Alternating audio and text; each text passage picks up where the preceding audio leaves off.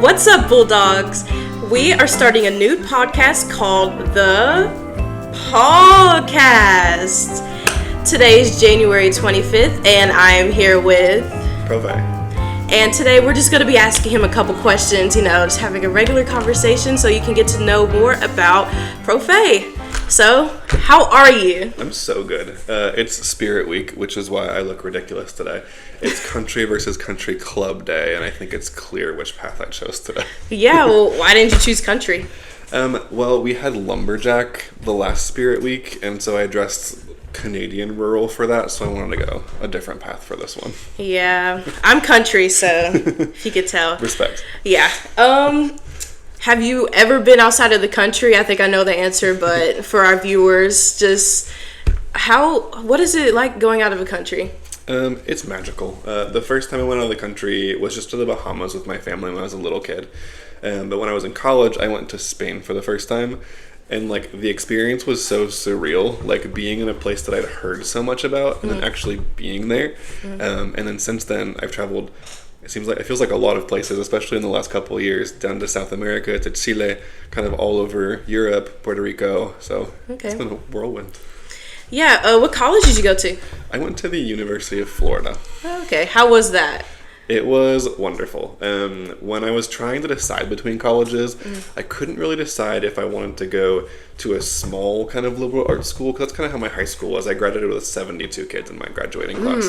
And I thought I might want a smaller style. And I actually ended up being so grateful that I went to University of Florida, because I still kind of kept my community small by going to clubs and different extracurricular activities.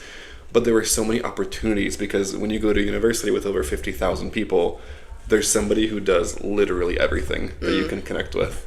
Okay. Let's see. If you weren't a teacher, what would you be? Oh, that's such a good question. Little known fact about Profe. My original major in college was journalism. Really? Yeah.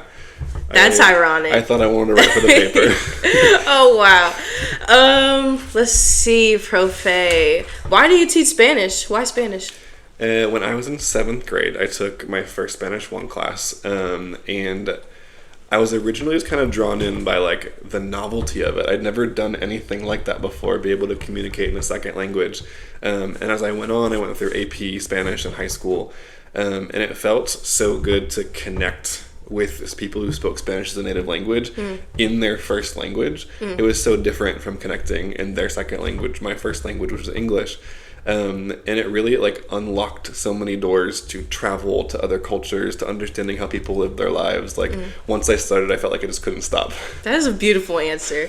What's your favorite song or artist, and why? Ooh, recently, what I've been listening to recently. Well, I guess my number one top artist for 2023 was Taylor Swift. With this new Teacher of the Year cohort that I've been working with, a bunch of them were Swifties, and I never really had gotten into it before.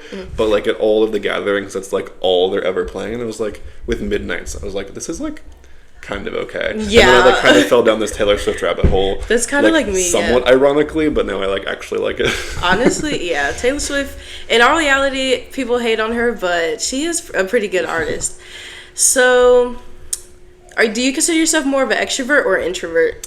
I've always considered myself an introvert, even though that surprises a lot of people. I was actually talking with my mom about this. I was with her last weekend, and I said something like, Mom, do you remember how shy I was growing up? And she's like, absolutely not. You've never been shy. Yeah. And it really took me aback, because I've always perceived myself as such a shy person that it surprised me to know that I come off way more extroverted than I feel like I am. Yeah. Let's see. How do you feel about getting Teacher of the Year or being former Teacher of the Year? It was really incredible. I was really honored just to win RCS Teacher of the Year, and then it felt like it just kept going and kept going. Honestly, the award part of it was almost the last thing on my mind during the entire process. Right. Because it really became such an opportunity to advocate, like the rooms that I've been able to go into, like to go to Washington D.C. and talk to our North Carolina senators and representatives, to talk to some of Bernie Sanders staffers, to go to Raleigh and talk to like the Person County representatives. Like so many doors for advocacy and to push for what's best for teachers and students in our state really opened up to me, and I was just so grateful to have that opportunity. That's great. What was on your Christmas wish list? Let's get to the good stuff. Let's see. One of the best presents that I got was actually from the North Carolina Teacher of the Year, Leah Carper. She gave me a weighted blanket, and we went to Chile together this past summer, 3 of the Teachers of the Year, on an advocacy trip to go into Chilean schools and see like what from their system can we bring back and use in our U.S. system. And it was like so strangely comforting. Like I got a little sick while I was down there, and like she just draped this weighted blanket over me, and like it was so warm and cozy. Aww. And then she gave me the exact same one. Like she bought another one for my birthday. That was a special gift. Let's see, AirPods or earbuds?